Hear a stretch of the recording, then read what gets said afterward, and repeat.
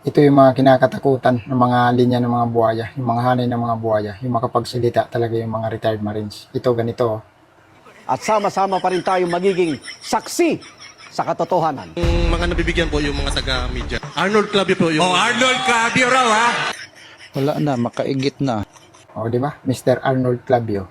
Paano kami maniniwala sa mga sinasabi mong sama-sama tayong maging saksi sa katotohanan? Eh kung yung sinasabi mo pa lang yan, eh puro kasinungalingan.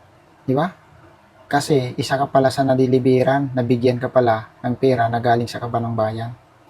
Ikaw pala yata yung sinasabi ni Ms. Karen Davila eh, na marami siyang binanggit na talagang sinasabi ng nag-aalok sa kanya na ito si ganito, ganito yung amount. Ito si ganyan, ganito yung amount. Tapos ikaw, magbanggit ka lang kung magkano yung gusto mong amount. Ang sabi ni Ms. Karen Davila, hindi siya papayag na masira yung reputasyon niya bilang isang anchor. Diba? Bilang isang journalist. Kasi ayaw niya na babayaran siya. Diba?